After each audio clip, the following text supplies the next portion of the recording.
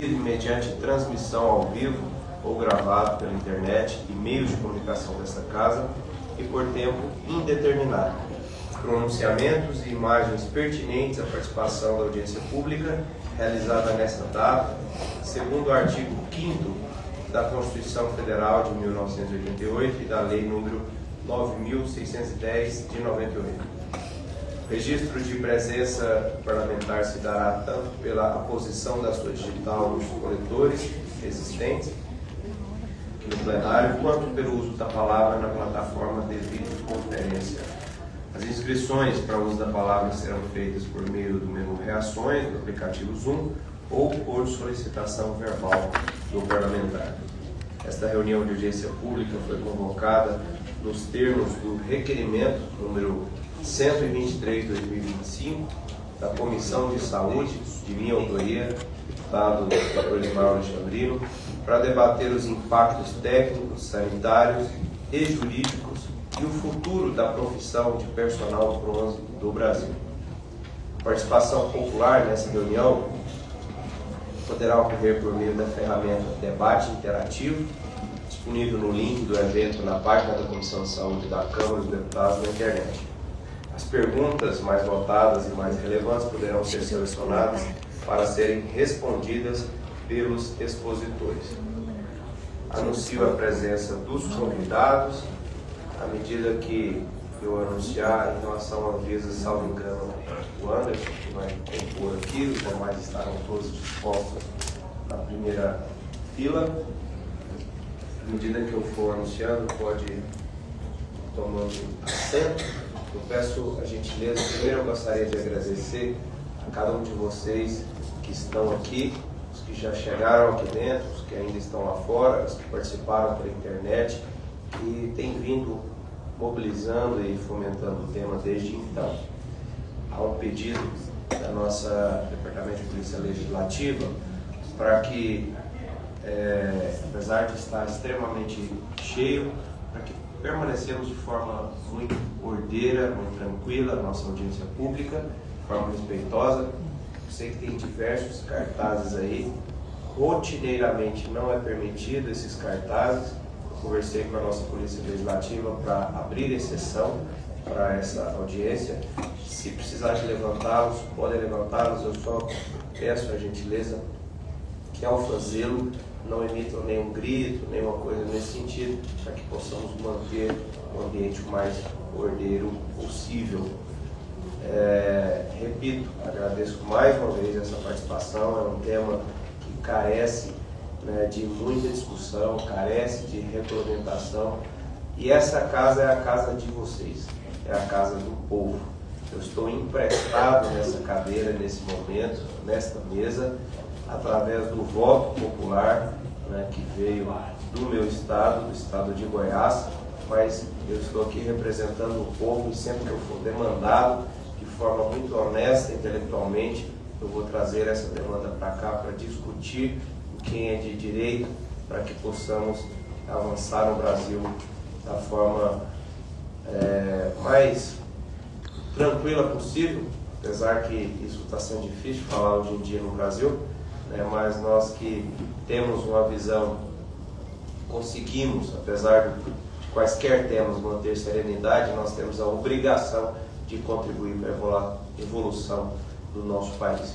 Nós estamos falando de uma profissão que é uma realidade e que nós precisamos discuti-las da forma mais ampla e da forma mais desarmada possível, de todos os lados, de parte a parte, para que busquemos o entendimento e busquemos algo que seja seguro do ponto de vista jurídico, que seja do ponto de vista social também tenha o seu olhar e, obviamente, do ponto de vista estético, tendo em vista que nós precisamos respeitar a autonomia de decisão dos seres humanos.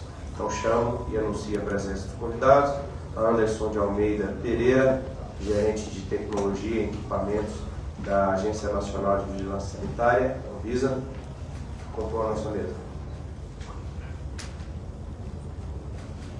Sandro Martins Doug especialista em regulação e vigilância sanitária da Agência Nacional de Vigilância Sanitária, está aqui na primeira fila.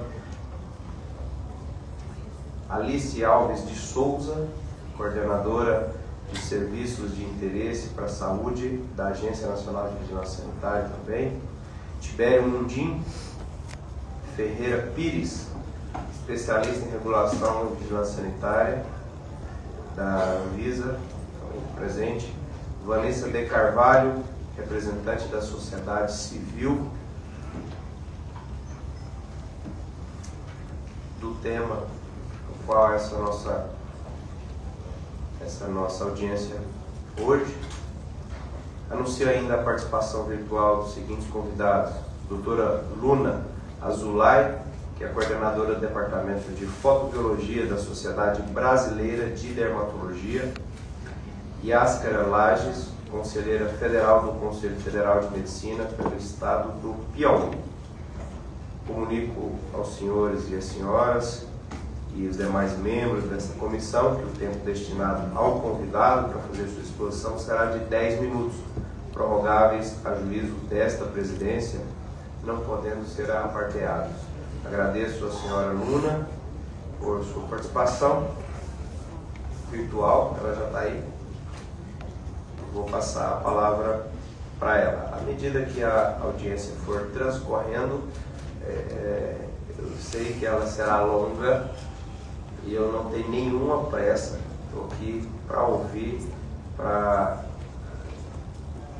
Já existe um projeto tramitando na casa. Depois que eu convoquei a audiência pública, que nós aprovamos na Comissão de Segurança, meu requerimento, o colega parlamentar do Rio de Janeiro apresentou um projeto, que é o 3253, salvo engano, e eu sou relator desse projeto.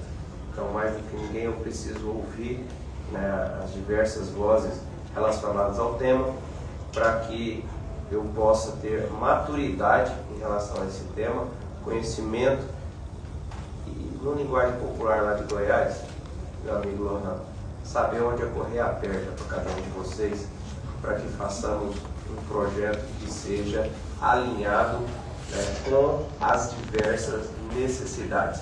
Um projeto equilibrado, que dê segurança para o paciente, que dê autonomia para o profissional, que dê segurança jurídica para o profissional, que dê dignidade social também. Então, estou aqui para isso e eu quero ouvi-los muito para que tenhamos a possibilidade de fazer um relatório maduro. Esse assunto não termina aqui na audiência, Sandra. Como eu serei o relator do projeto, nosso gabinete vai receber nos próximos dias, mais ou menos por 60 dias, até 90 no máximo, as contribuições pelo e-mail institucional do gabinete, das associações, dos advogados, de quem quer que seja relacionado ao tema, para que possamos lançar um olhar maduro e reflexivo e fazer um projeto adequado.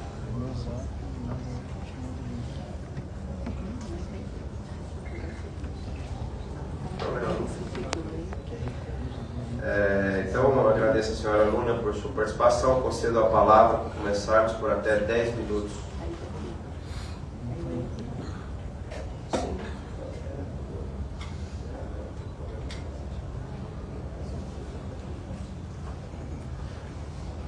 Senhora Luna Azulay, concedo a palavra por 10 minutos.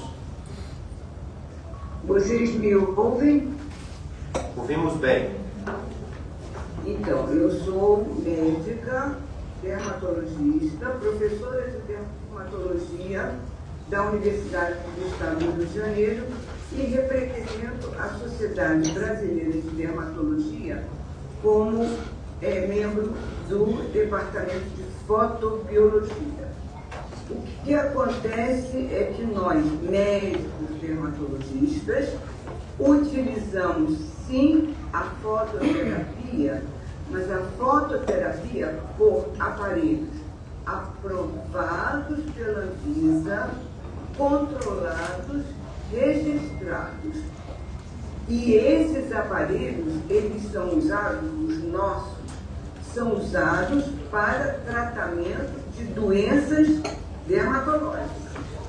Entretanto, O uso de lâmpadas para bronzeamento artificial, o que ele pode induzir, isso não sou eu quem estou falando, isso daqui você tem desde a Organização Mundial de Saúde declarando a possibilidade de desenvolver alguns eventos importantes, como câncer da pele.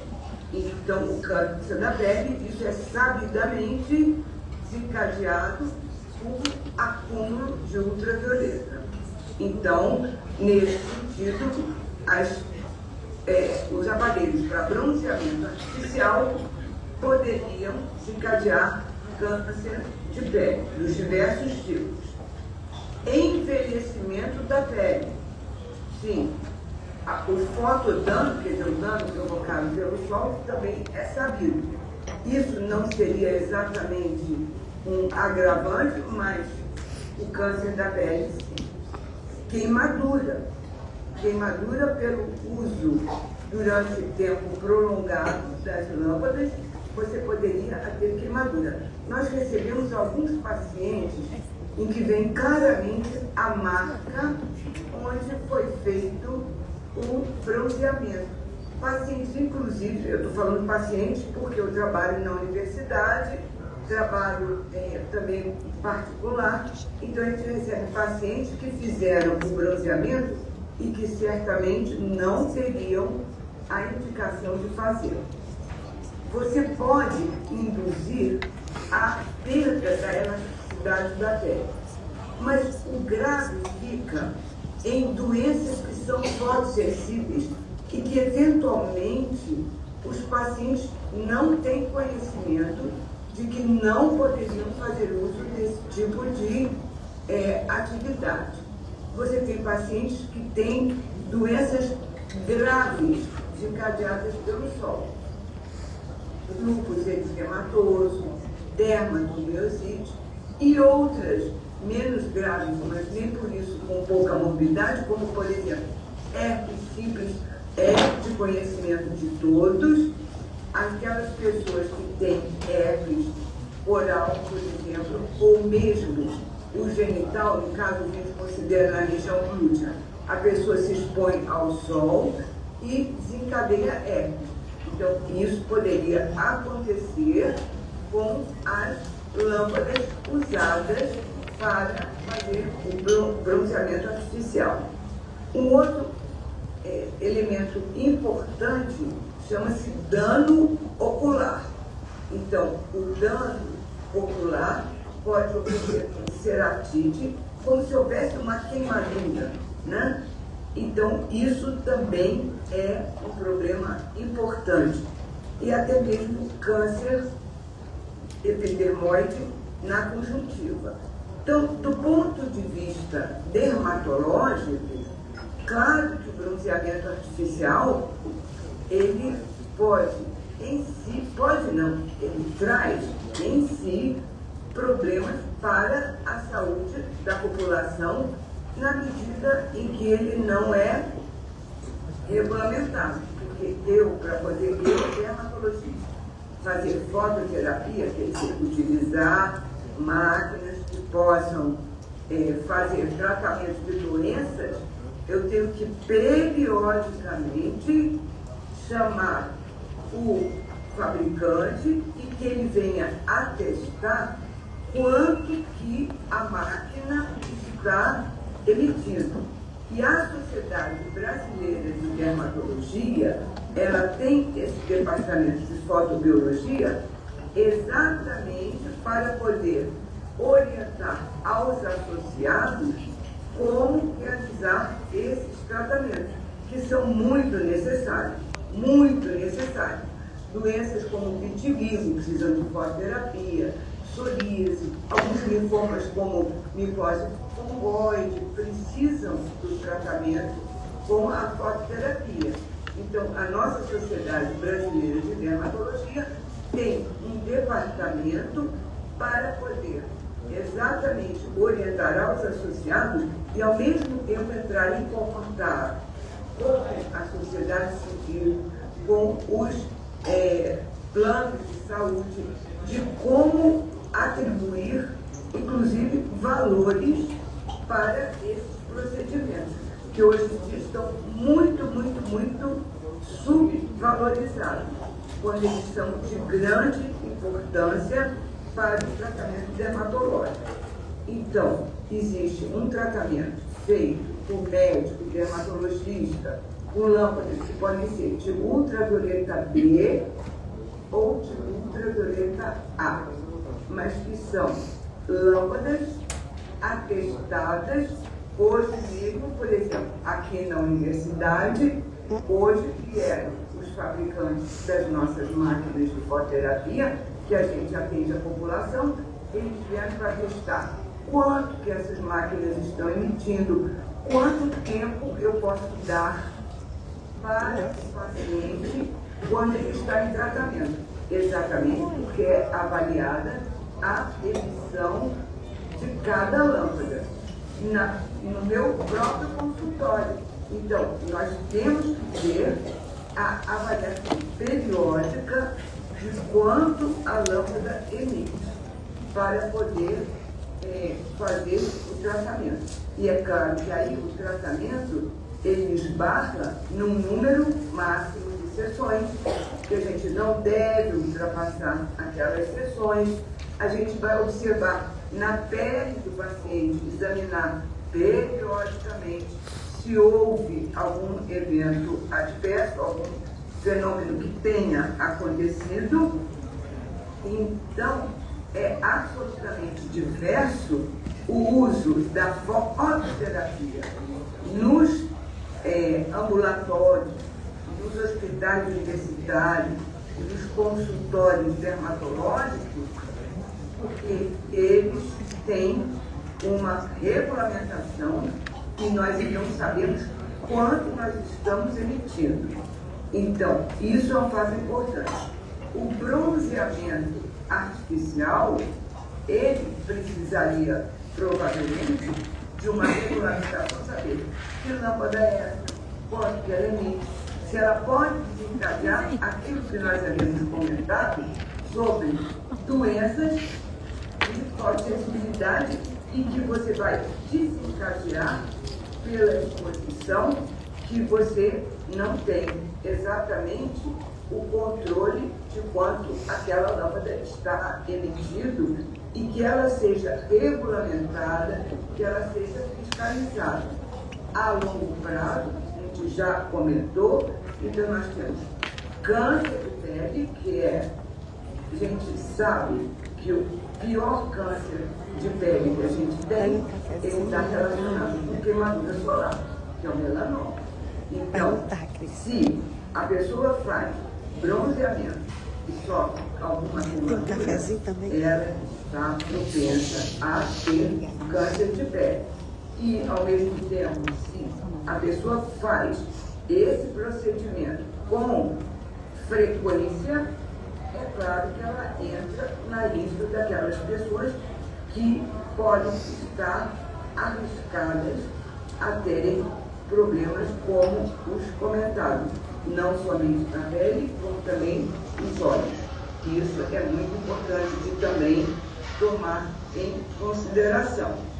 Portanto, existe uma necessidade, sim, da fototerapia com lâmpadas de ultravioleta B, de ultravioleta A, para tratar doenças dermatológicas que nós, dermatologistas da Sociedade Brasileira de Dermatologia, temos conhecimento, estudo, cuidamos há anos e anos e anos, né?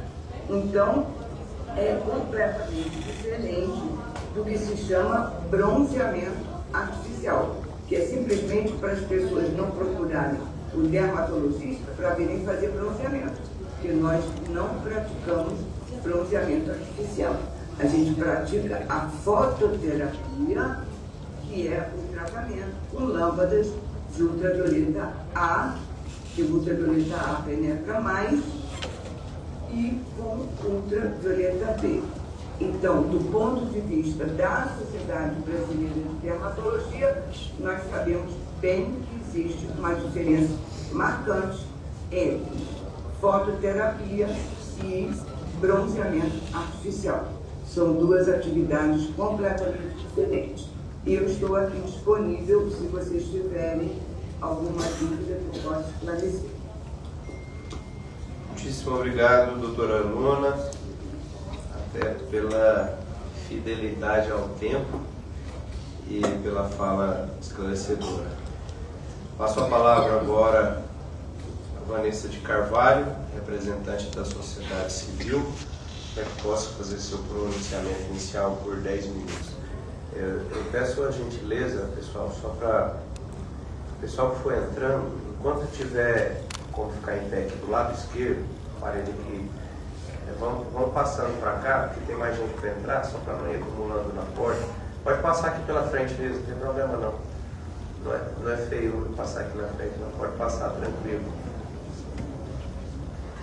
E antes de passar para a palavra para a Vanessa, só deixar claro que eu fiz questão de colocar, participando, diversas visões. Nós acabamos de ter a visão médica, né, terapêutica, vamos ter a visão da Anvisa, vamos ter a visão da sociedade civil, dos profissionais, mas deixar absolutamente claro, né, que eu, como médico e como parlamentar, estou na função de relatar esse projeto. Então, senhoras e os senhores que estão aqui presentes, do ponto de vista profissional, tem um representante aqui na Câmara de forma mais lúcida e ponderada possível para a gente avançar no tema, ok? Vamos lá, então, Vanessa de Carvalho, com a palavra. Boa tarde a todos. Quero cumprimentar a mesa, o deputado. É uma satisfação estar aqui falando por mais de 40 mil mulheres, mais de 40 mil profissionais que trabalham na área.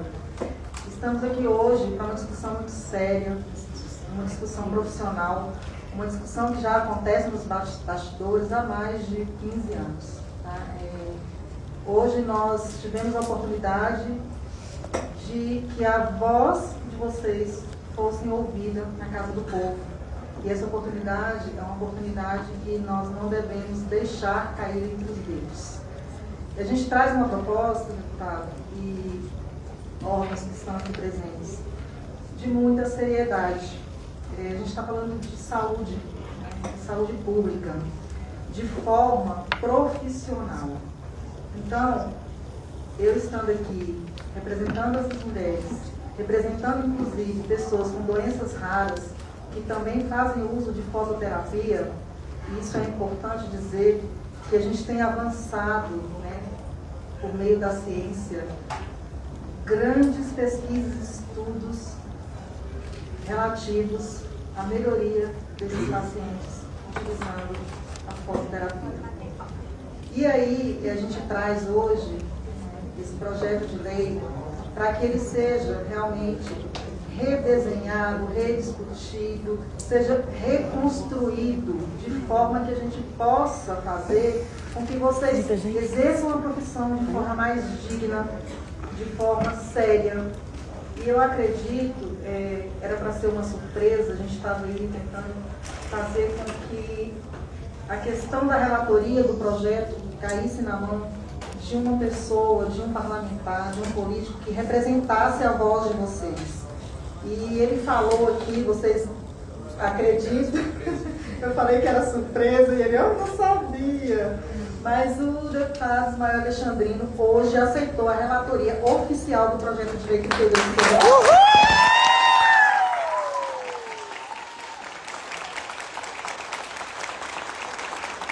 Realmente, tenho certeza que é algo emocionante para muitas que estão aqui, deputado. Parabéns, deputado, pela coragem.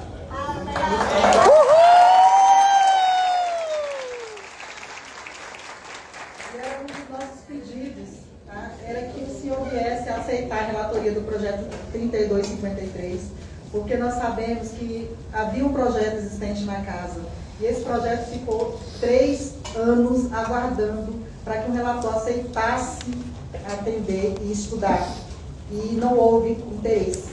Tá? Então, na questão de 1 mês, salvo engano, desse projeto 3253, está tendo entrado na casa, hoje o deputado nos dá esse presente. E um dos pedidos era esse, deputado, a solicitação de relatoria do projeto.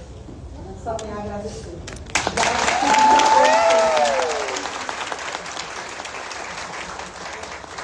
Quero colocar, principalmente para os órgãos que representam a nossa saúde pública aqui no Brasil, que a proposta que está sendo feita ao deputado, que é médico, e a gente está discutindo isso dentro da Comissão de Saúde, não há um lugar melhor que a gente pudesse trazer essa discussão.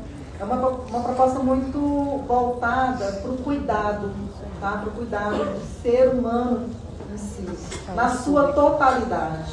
A gente não fala aqui só de estética. Eu quero relembrar para todos que estão aqui que a nossa discussão ela vem sendo uma discussão cansativa, exaustiva, no sentido de que a gente não fala só sobre estética, mas a gente fala também sobre algo terapêutico. Digo isso porque represento, tá, uma das pessoas que faziam o uso dentro de ambiente que não era um ambiente médico da questão do bronzeamento artificial. Fazia, porque hoje a gente não pode mais, tá? E hoje eu sinto falta disso, por quê? Porque ele me trazia um certo conforto e a gente não sabia o porquê que esse conforto vinha. Era inexplicável, eu não sou médica, não tinha como eu entender o processo, né, no corpo. E aí, conversando então com o médico, ele falou: Vanessa, muitos estudos estão acontecendo, inclusive no mundo, com relação à questão da fototerapia. Então, tem que ser algo controlado, tem que ser uma radiação controlada, tem que ser, como a doutora falou, né? E a gente não vem aqui somente discutir essa questão do bronzeamento artificial. A gente discutir algo muito além disso, como eu disse, algo além da questão estética. E aí, deputada, a gente vem com um segundo pedido para que o seu mandato realmente apoie essas pesquisas médicas. E que essas pesquisas médicas sirvam para o caminho dessa regulamentação que a gente busca de forma séria. E é um pedido que a gente faz assim, de todo o coração, porque são pesquisas que trazem esperança para as pessoas que têm doenças raras, pessoas que têm doenças autoimunes, pessoas que estão aí com doenças crônicas e hoje não tem uma resposta a não ser por meio da ciência. Então eu venho de coração fazer essa solicitação para o seu mandato para que realmente apoie essas pesquisas e que a gente tenha grandes avanços na área da medicina com relação a isso. Falando sobre a questão de o que vai impactar na vida de vocês, na vida dessas profissionais, essa regulamentação. A gente vem propor, dentro do primeiro pedido que a gente fez de relatoria para o deputado, a questão de uma formação mínima para que vocês possam exercer essa profissão, vocês. Né? Como exercer essa profissão sem ter esse embasamento mínimo para que se exerça. A gente vem propor também a criação de um código profissional, para que essas profissionais a gente conheça, para que a gente saiba quem são elas, quantas são de fato, né, qual a formação que ela tem. Então, se a gente não tiver essa criação desse cadastro, né, um cadastro profissional, para que a gente possa mensurar, inclusive, vocês e colocar dentro de políticas públicas de saúde, é realmente impossível fazer algo sem conhecer a realidade da profissão, né, dos profissionais que exercem essa profissão. E aí a gente coloca tudo isso dentro, realmente acho que dá a estrutura basilar, que é o cuidado. Né? Se a gente vem com toda essa seriedade, propondo de forma que dignamente vocês possam exercer essa profissão de vocês, eu acredito que tem tudo para dar certo. E aí, deputado, a gente vem com algumas falas bem realmente empoderadas, né, no sentido de profissão. Essas falas, elas vêm mostrando, e vai mostrar para vocês aqui hoje, que realmente são profissionais que lutam no dia a dia para que possam trabalhar de forma realmente digna. Volto a repetir. E eu acredito que com tudo isso, a gente vai trazer então uma regulamentação que, sendo aprovado o projeto de lei, a gente precisa então ter permanentemente uma formação dentro desse caminho profissional. Não é só formar e pronto, formei hoje e amanhã não preciso mais porque eu já sou especialista e não preciso fazer mais curso, não preciso me atualizar. E aí a gente vem, deputado, pedir hoje, mais uma vez, sobre a questão da implantação de uma trilha nacional de capacitação para essas mulheres. Eu acredito que, se a gente pensar numa formação permanente dentro da profissão de vocês, muitos obstáculos que hoje a gente tem na profissão, a gente não vem a ter. Tá? Porque aí a gente pode estar contando com todos os órgãos reguladores que estão no nosso país, como órgãos, né, inclusive com o Ministério da Saúde, para discutir temas com vocês. Vocês não precisam andar sozinhas, tá, dentro dessa profissão. É importante dizer isso. A gente tem um Estado, o nosso Estado ele é totalmente democrático. E o que eu vejo aqui hoje é realmente algo muito lindo. O exercício da democracia para que mulheres possam estar discutindo sobre a sua profissão de forma digna em um mundo em que se discute a erradicação da pobreza, isso é fantástico. Então eu só venho agradecer a todos vocês que estão aqui, que acreditaram realmente na nossa voz, e eu espero que hoje à tarde seja uma tarde de construção de um futuro melhor. Muito obrigada.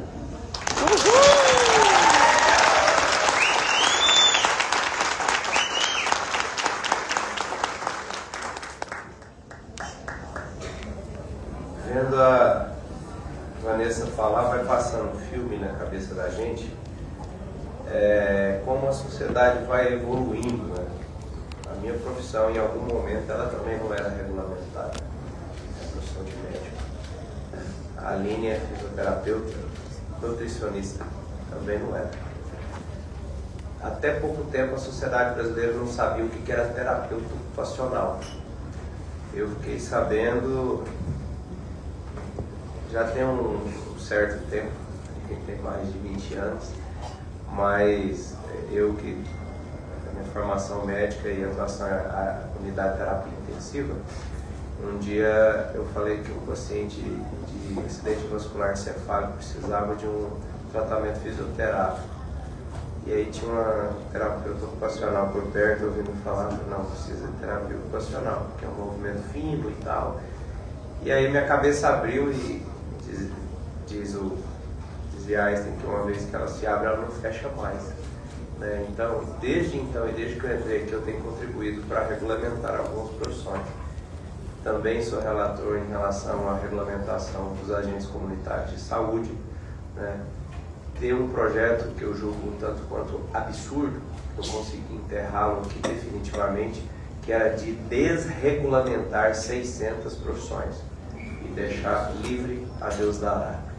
Então eu emiti um parecer contrário a esse projeto, nós arquivamos ele por completo e eu acho que temos tudo para avançar em relação à regulamentação, com muita seriedade, olhando para o aspecto social, olhando para o aspecto da ciência, da segurança, né, do aspecto de patologias, né, e também do aspecto estético, sim. O aspecto estético está intimamente ligado com o bem-estar psicológico também. Outrora, a toxina botulínica ela tinha um determinado tipo de uso, apenas terapêutico. Hoje ela não deixou de ter o seu uso terapêutico, mas ela tem o seu uso estético. Obviamente que, como dizia meu velho e finado pai, os excessos são perigosos e a gente precisa ter muita consciência do que é o excesso naquilo que a gente faz. Né? Eu gostei muito do cartaz que estava lá, agradeço esse daqui, né, da associação, parabenizando o nosso trabalho, mas aquele lá, o sol nasceu para todas, a regulamentação também, o sol nasceu para todos, para todas. E em relação às questões de efeitos colaterais, obviamente, a gente sabe que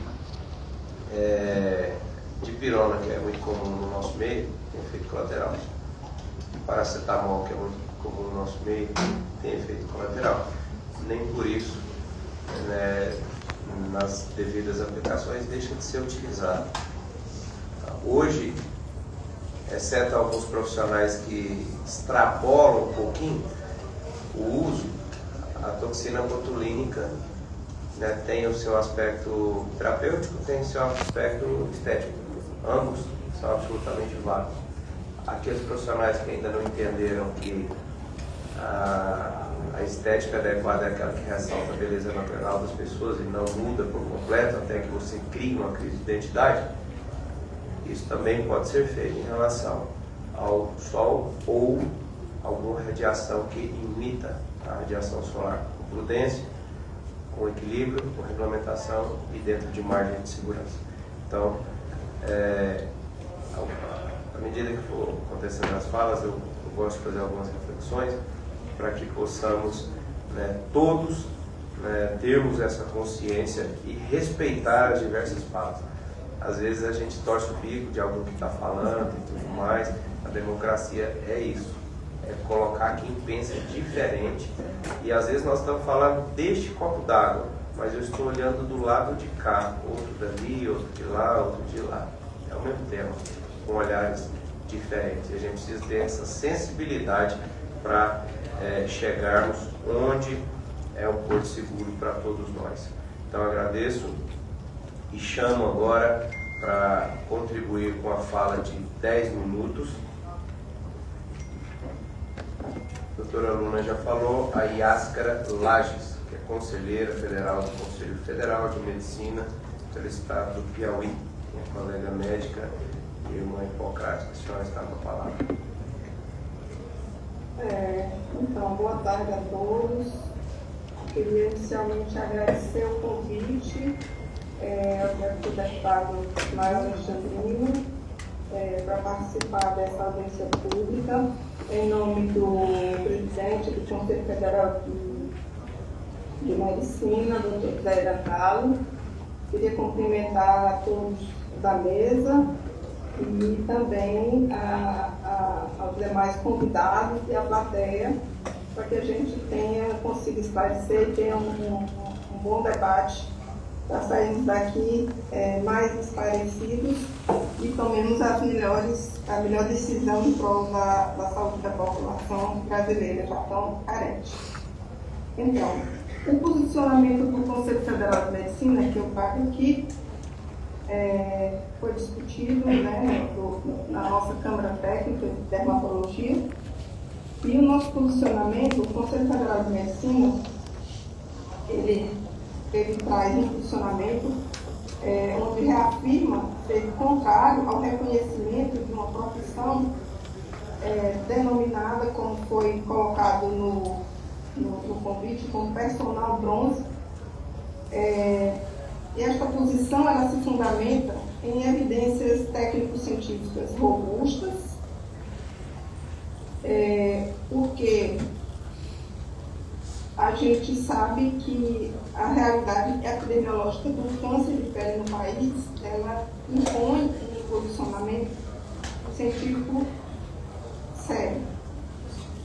A gravidade do câncer de pele no Brasil, a gente não pode deixar de levar em conta as estatísticas. Nós temos hoje o câncer de pele como o tumor maligno mais incidente no país, representando cerca de 32% de todos os casos de câncer esperados no período de 2023 a 2025, totalizando aproximadamente 250.500 novos casos por ano. Essa incidência, gente, corresponde a um risco estimado de cerca de 102 casos por cada 100 mil habitantes, afetando tanto homens quanto mulheres. O melanoma, que é o câncer mais agressivo, o câncer de pele, ele muito nos preocupa, porque cerca de em torno de 9 mil novos casos por ano acontecem, com a mortalidade de 25% desses casos. Então, isso causa um impacto na mortalidade por câncer no país significativo. E no sistema de saúde também, nosso sistema de saúde que já é tão precário. Em 2020, o câncer de pele não melanoma, só aqueles que são menos agressivos do que o melanoma, que é o que mata mais rápido, causou em torno de quase 3 mil óbitos, enquanto o melanoma foi responsável por 1.923 mortes entre homens e mulheres. essa alta incidência de câncer de pele, além de comprometer a saúde da população, ela acarreta uma carga significativa sobre o sistema de saúde, com uma demanda elevada por diagnóstico, tratamento cirúrgico e o acompanhamento dermatológico, consumindo recursos públicos e atenção básica especializada. Vocês sabem, eu trabalho em hospital público, vocês sabem qual é a fila que nós temos hoje para atender, de cada vez mais crescente, de pessoas com câncer de pele, pessoas com metástases por câncer de pele, é enorme. E cada vez mais, se todo mundo quer ser atendido, todo mundo quer ser bem atendido, o mais rápido possível. A gente tem leis que nos obrigam a atender isso em no máximo tempo viável, em torno de 2, 3 meses. E a gente não tem, a gente luta muito para que essas pessoas sejam atendidas e não venham a falecer. Então, vocês sabem qual é o principal fator de risco para esses cânceres e que afeta o nosso país, que é um país que tem sol o ano inteiro. Tem sol o ano inteiro. E além de ter esse sol, ainda tem essa questão das máquinas de bronzeamento, que estão banidas em países como a Austrália, que também é parecido com o nosso, que tem essa alta incidência de sol o ano inteiro. Nós temos trabalhadores que não têm condição de comprar protetor solar para trabalhar e que passam o câncer de pele é uma doença também considerada ocupacional, porque os nossos trabalhadores rurais têm uma incidência gigante hoje de câncer de pele e não tem um sistema de saúde, muitas vezes que não tem condição de atender. A gente fez um levantamento agora, vocês sabem quantos pacientes tiveram a condição de chegar num dermatologista ou num médico para fazer o seu tratamento. E quando chegam, já estão muitas vezes mutilados com o seu. É um câncer que pode não matar, mas mutila, deforma, mata aos poucos, deixa a pessoa totalmente desfigurada, sem nariz, sem olho, sem boca. Isso a gente não pode deixar de levar em consideração. Então, a questão estética, ela é importante, mas a gente tem que pensar dentro da nossa realidade. Essa exposição ao sol é a radiação solar, tanto artificial quanto a natural, que nós temos em abundância no nosso país o ano inteiro, é o principal fator de risco para o câncer de pele. Então, seja ela natural ou artificial, é o principal causador do câncer. Tanto essa exposição intencional, o fato da pessoa querer pegar sol e ficar bronzeada, ela contribui, ou o fato dela já pegar mesmo porque ela tem que trabalhar e ficar no sol, ela contribui diretamente para esse acúmulo da radiação solar. E esses efeitos são irreversíveis. Então, além desses riscos que eu já apresentei, nós temos também o risco inequívoco para a saúde pública. Essa exposição repetida ao sol ou à câmara de bronzeamento, seja pela radiação solar intensa acumulativa ou por essas câmaras, ela contribui diretamente para o aumento do risco do câncer, do envelhecimento precoce, lesões oculares, como a doutora Ana já falou, a catarata, que aí hoje está a gente fazendo mutirão de catarata de qualquer jeito, segundo as pessoas, porque o sistema de saúde não abarca, não tem condição de atender as pessoas dentro de um sistema estruturado, e aí acabam fazendo mutirões de qualquer jeito para atender, porque as pessoas ficam cegas, as pessoas estão envelhecendo e precisam fazer essas cirurgias, porque não tiveram condição de se proteger. E a gente agora está querendo fazer essa exposição, botar as pessoas dentro de câmara, de qualquer jeito, e se bronzear por essas questões. Isso precisa ser pensado. Fora as doenças, as pessoas que não sabem que tem determinadas doenças, que vão... Eu pego todo dia no consultório pessoas que têm determinadas doenças, se expôs ao sol e volta com aquela doença exacerbada, piorada. E as doenças que se beneficiam do sol são poucas. E são as que a doutora Luna falou, são casos que a fototerapia, usada como arma terapêutica, como uma ferramenta terapêutica, ela tem suas indicações médicas extremamente especializadas, que o dermatologista vai usar com uma dose, quase como um remédio, uma dose tal, com tanto dia tal, daquela forma, se usando com todo o critério do mundo para que o risco seja menor do que o benefício, ou seja, a gente vai fazer aqui que o benefício para aquela doença vai ser maior do que o risco que aquela pessoa. Então, tudo isso é muito avaliado e validado na hora que a gente faz uma indicação terapêutica para essas câmaras que a gente chama de fototerapia. Nós temos também vedação normativa e sanitária. O uso do bronzeamento artificial está proibido no Brasil desde 2009, por determinação da Anvisa. A Anvisa tem um RDC, a 56 de 2009, com base na classificação da OMS. Por quê? Porque é considerado, a radiação é considerado um agente cancerígeno do grupo 1. Então isso não é fora do Brasil, não, é do mundo todo. A gente tem isso nos países onde tem muita radiação, tudo isso é muito levado em consideração. A gente não pode ultrapassar determinadas barreiras. É um agente cancerígeno, como qualquer outro, só que ele vai causar mal aos poucos, né? Tem as questões agudas, mas o pior é que o câncer vai aparecer lá na frente. Ah, doutora, mas eu não estou mais pegando sol, mas pegou, porque a radiação ela é acumulativa. Então, nós temos essas vedações normativas e sanitárias que têm que ser consideradas, elas não podem cair do dia para a noite, porque isso é uma coisa, a nível mundial, é uma preocupação que a gente tem no mundo todo, essa incidência, especialmente da incidência de câncer de pele. E a ausência que a gente sabe, o principal, porque não tem reconhecimento científico. Então, é essencial a gente considerar esses conhecimentos, que a gente sabe que está diretamente ligado ao conhecimento mental. A Sociedade Brasileira de Dermatologia sempre está reforçando que não há forma segura de bronzeamento intencional, nem bronzeamento feito com máquina, porque o dano celular à pele, ele acontece. E esse efeito, ele vai, igual um copo d'água, ele vai enchendo até a hora que coloca a pele cheia de câncer de pele lá na frente. E a nossa responsabilidade institucional para regulamentar uma atividade que estimula a exposição ao sol ou à radiação V, pode desconsiderar os princípios sanitários, técnicos e legais de proteção à saúde pública. Então, é uma questão de saúde pública.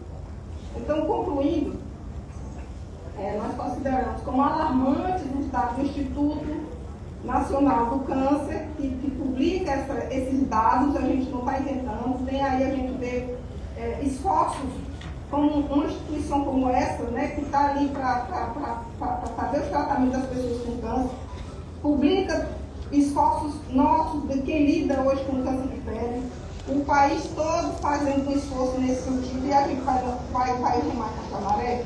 Então, considerando esses alarmantes dados do câncer de pele, divulgados inclusive pelo UTA, com centenas de milhares de novos cânceres de pele todos os anos, com uma significativa mortalidade e elevado custo ao sistema de saúde, fica claro que o reconhecimento de uma profissão personal bronze que vai representar um incentivo à prática sabidamente torcida, sem respaldo técnico ou legal. Então, o Conselho Federal de Medicina reafirma com veemência sua posição contrária à regulamentação dessa atividade como profissão e recomenda que sejam intensificadas, ao contrário, políticas de educação em fotoproteção e prevenção, sempre respaldados pelo que a gente colocou aqui, pelo que é científico, né, pelo que se sabe que os malefícios que a radiação pode causar, pensando na proteção da saúde da população.